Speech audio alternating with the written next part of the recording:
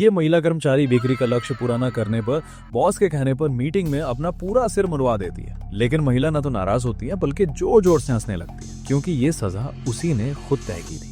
आखिरकार बॉस ने भी उसका वादा निभाया और उसे $1,00,000 का मुआवजा देने के लिए अपने असिस्टेंट से कह दिया। तो फिर आप सोच सकते हैं जिन कर्मचारियों ने टारगेट पूरा किया होगा उन्हें तो इससे भी ज्यादा पैसा मिला होगा। और इस तरह की पैसों से जुड़ी वोल्फ कल्चर की ट्रेनिंग में कर्मचारियों का काम करने का जोश मानो हर दिन और भी तेज हो गया। सिर्फ 7 दिनों में ही इस कंपनी ने लगभग $20 मिलियन की कमाई कर ली। और जो बॉस मंच पर खड़ा होकर जोश से बोल रहा था उसकी उम्र सिर्फ 30 साल थी, लेकिन उसकी कुल संपत्ति थी $100 मिलियन। वही शख्स जिसे फोर्ब्स मैगजीन ने वॉल स्ट्रीट का वुल्फ कहा था, महान स्टॉक ब्रोकर जॉर्डन बेलफोर्ट। लेकिन 6 साल पहले जॉर्डन बस एक साधारण स्टॉक ब्रोकरेज असिस्टेंट था जो रोज फाइलें संभालता था और अपने बॉस का काम करता था।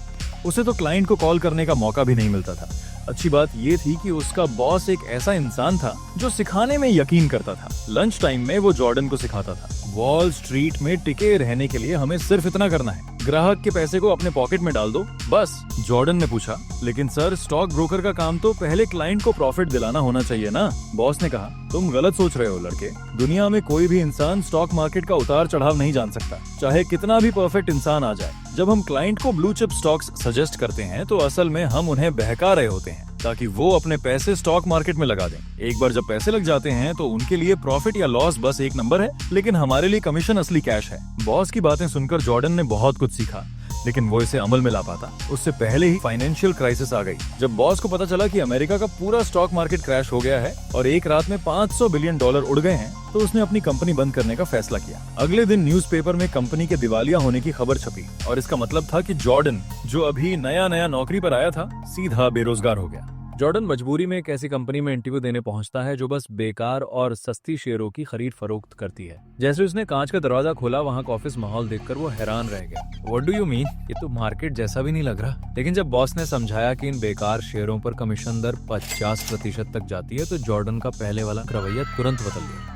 अगर मेरी सेल्स स्किल इतनी शानदार है तो भाई मैं तो बम पर पैसा कमा सकता हूँ ना। ये बोलकर उसने फौरन नौकरी ज्वाइन कर ली। अब जॉर्डन ने पहले वाली कंपनी में सीखी हुई सेल्स स्किल्स को इस नई कंपनी में आजमाना शुरू कर दिया। वो वाला टारगेट क्लाइंट्स को फोन करके इन अनजान छोटे शेयरों को बेचने लगा। उसके पास फोन लाइन बस do do do do do do do करती रहती, बिल्कुल बिना रुके। दूसरे कर्मचारी उसकी इस पागल मेहनत और ग्राहक को ना कहने का मौका ना देने वाली सेल्स स्क्रिप्ट देखकर सीखने लगे। सिर्फ 10 मिनट में ही जॉर्डन ने $7,000 की एक डील फाइनल कर दी। 2 महीने बाद जॉर्डन ने अपनी सैलरी से पूरा कैश देकर $2 लाख की एक स्पोर्ट्स कार खरीद ली।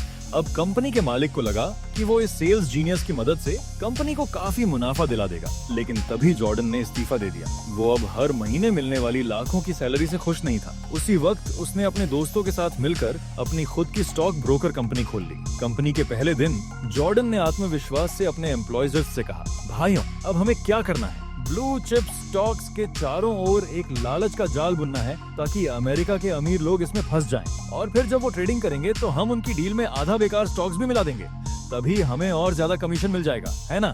जैसे जैसे उन्होंने ज्यादा कमीशन कमाना शुरू किया, कंपनी भी तेजी से बढ़ने लगी। जो पहले सिर्फ 10-15 लोगों की एक छोटी सी टीम थी, अब वो एक बड़ी कंपनी बन चुकी थी जहाँ सैकड़ों लोग काम कर रहे थे। इससे भी ज्यादा जॉर्डन की कंपनी ने एक हफ्ते में 2070 लाख डॉलर कमाने का रिकॉर्ड बना दिया। और इसी के साथ जॉर्डन एक साधारण स्टॉक एजेंट से वॉल स्ट्रीट का एक फाइनेंशियल टाइकून बन गया। पर जैसा कि कहते हैं, अगर कोई आदमी अमीर हो जाए तो उसका दिमाग कुछ समय के लिए बिगड़ जाता है। जॉर्डन भी इससे अछूता नहीं था। अब वो नकली दोस्तों, सिगरेट पूल पार्टियों, यहाँ तक कि क्लब की डांसर्स को अपने ऑफिस बुलाने लगा है ताकि अपनी अजीब इच्छाओं को पूरा कर सके। एक दिन एक जूते बनाने वाली कंपनी का मालिक जॉर्डन के पास आया। वो चाहता था कि जॉर्डन की स्टॉक कंपनी उसके ब्रांड को स्टॉक मार्केट में लिस्ट करे। ये सुनकर जॉर्डन के दिमाग में एक नया आइडिया आया। उसने अपने पार्टनर से कहा कि चुपचाप उस जूता कंपनी के 55% शेयर खरीद लो। जब वो जूता कंपनी नैस्डैक में लिस्ट हो गई तो जॉर्डन ने अपने सभी कर्मचारियों से कहा कि इस स्टॉक को पागलों की तरह बेच दो, और हुआ भी वैसे ही।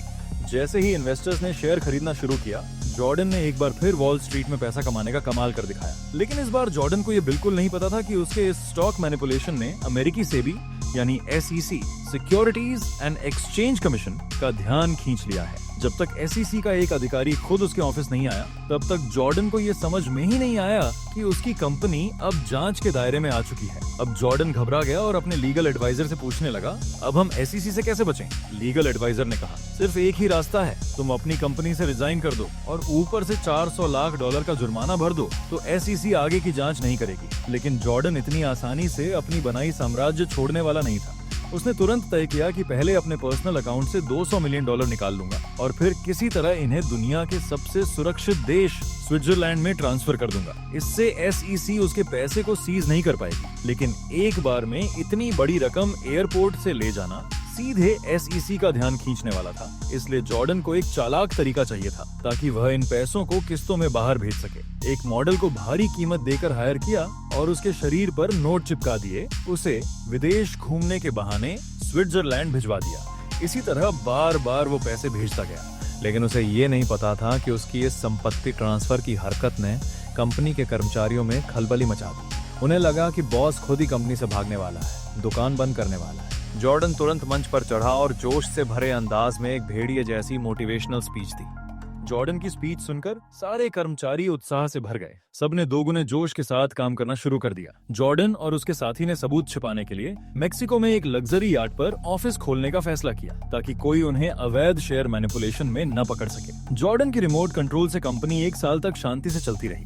फिर 1 साल बाद जॉर्डन को लगा कि सब कुछ ठंडा हो चुका है, इसलिए उसने अमेरिका लौटने का मन बनाया। लेकिन जैसे ही वो हेलीकॉप्टर से अमेरिका की सीमा में दाखिल हुआ, SEC ने उसे पकड़ लिया और मौके पर ही गिरफ्तार कर लिया। दरअसल मेक्सिको में बिताए इन सालों में SEC चुपचाप उसकी कंपनी की जांच कर रही थी और कंपनी के कर्मचारियों से पूछताछ करके शेयर घोटाले और अवैध नियंत्रण के सबूत इकट्ठा कर चुकी थी। ठोस सबूतों के सामने जॉर्डन कुछ नहीं बोल पाया। आखिरकार उसे 3 साल की जेल और $50 मिलियन का जुर्माना लगाया गया। जेल से रिहाई के बाद उसने अपनी शेयर कंपनी को हमेशा के लिए छोड़ने का फैसला किया और न्यूजीलैंड चला गया, जहां वो एक सेल्स ट्रेनर बन गया। फिर वो अपनी कुख्यात sell me this pen training देने लगा। ये है जॉर्डन बेलफोर्ड की सच्ची कहानी। लेकिन ध्यान रहे, ये प्रेरणा देने वाली कहानी नहीं है, क्योंकि उसकी तरह पैसा कमाने का तरीका तो अब सीधे तौर पर आपराधिक कानून में लिखा जा चुका है। ये तरीका अब नहीं चलेगा। तो कैसी लगी ये वीडियो? अगर वीडियो अच्छा लगा हो तो एक लाइक जरूर ठोक देना, और जो लोग अभी तक सब्सक्राइब नहीं किए हैं तो कर लो यार। अगर आपको भी मेरी तरह टाइम ट्रैवल मूवीज पसंद है तो टॉप राइट कॉर्नर्स में जो प्लेलिस्ट है वो देख सकते हो।